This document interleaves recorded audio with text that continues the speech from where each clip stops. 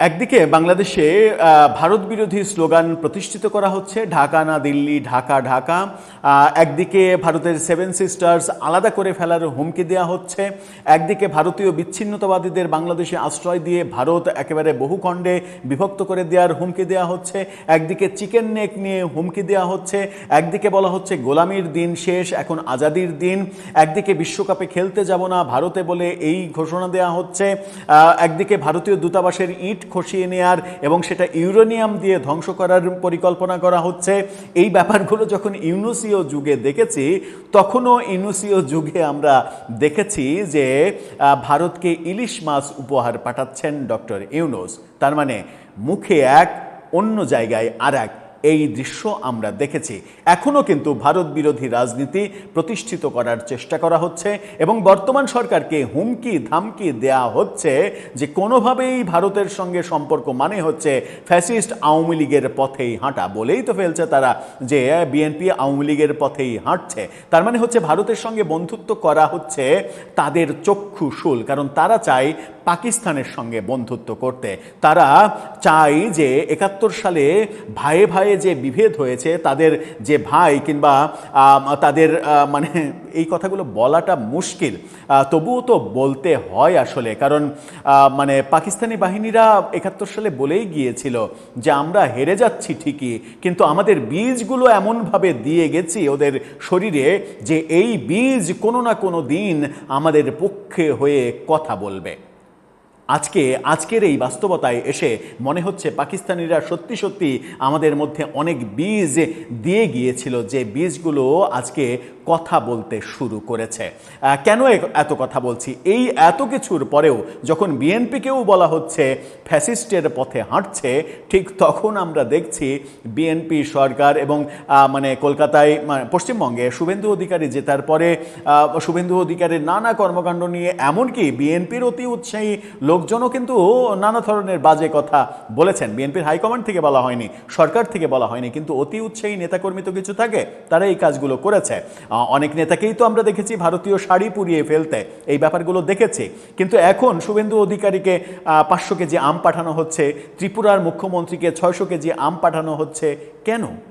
তারা কি আম কিনে খাওয়ার সামর্থ্য রাখেন না, নাকি অন্য কোনো কিছু ঘটছে? কেন ভারতে আম পাঠাতে হচ্ছে? আম পাঠিয়ে যদি মন জয় করতে হয় তাহলে তো নরেন্দ্র মোদীকে পাঠানোর কথা। পশ্চিমবঙ্গের মুখ্যমন্ত্রীকে আম পাঠানো লাগবে কেন? কি হচ্ছে আদতে? চলুন গণমাধ্যম কি বলছে একটু বুঝে দেখি। বাংলাদেশ এবং ভারতীয় গণমাধ্যমগুলো এটা নিয়ে ব্যাপক খবর করছে, সেই আলোচনাই করবো এই ভিডিওতে। থাকবেন পলিটিক্স টিভির নিয়মিত আয়োজনে।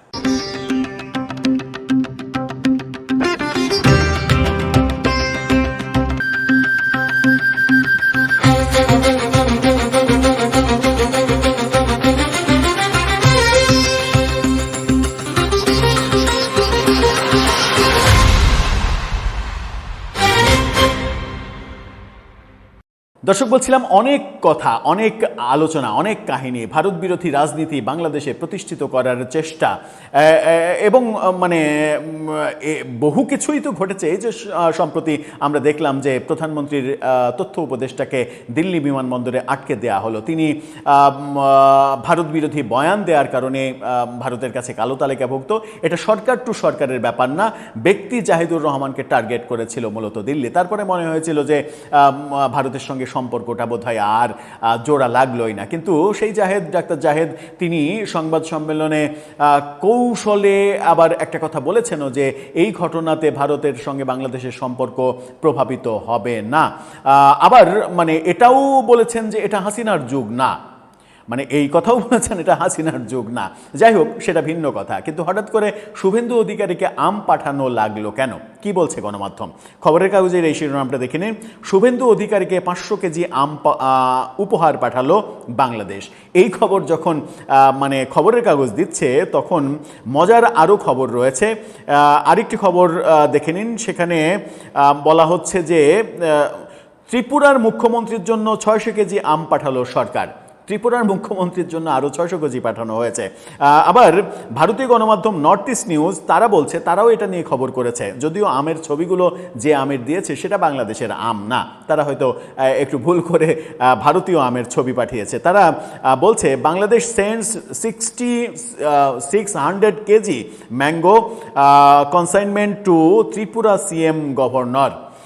অর্থাৎ শুধুমাত্র বাংলাদেশের গণমাধ্যম না, ভারতীয় গণমাধ্যমেও খুবই গুরুত্বের সঙ্গে এই খবরগুলো প্রকাশিত হচ্ছে। খবরের কাগজ কি বলছে চলুন একটু দেখে। প্রতিবেশী দেশ ভারতের সঙ্গে বন্ধুত্ব এবং সৌহার্দ্যপূর্ণ সম্পর্ক আরও জোরদার করতে শুভেচ্ছা উপহার হিসেবে পশ্চিমবঙ্গের মুখ্যমন্ত্রী শুভেন্দু অধিকারীর জন্য 500 কেজি আম পাঠালো বাংলাদেশ সরকার।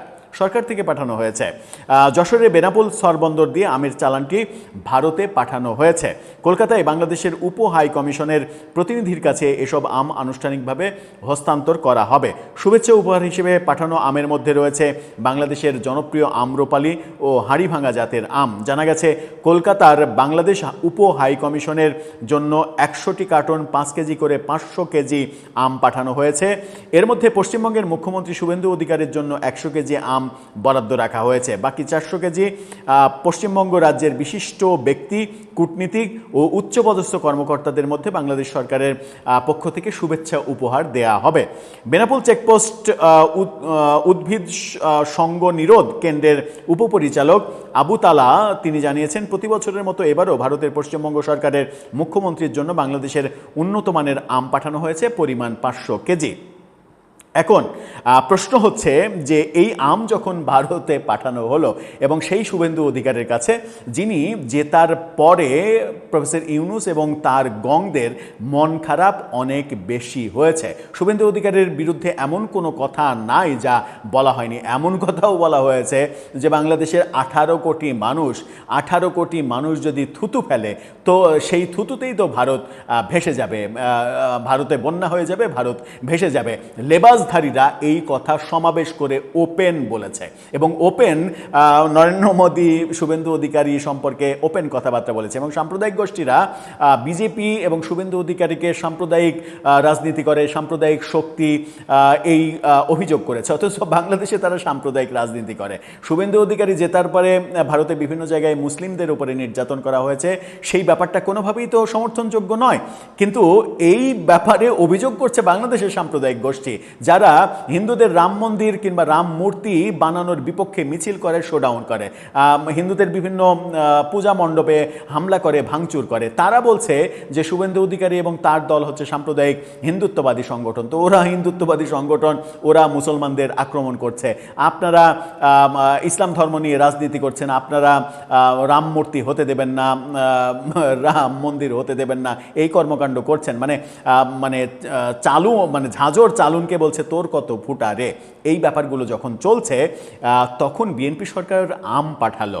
এবার কি তাহলে তারা বিএনপি সরকারকে ফ্যাসিস্ট বলবে?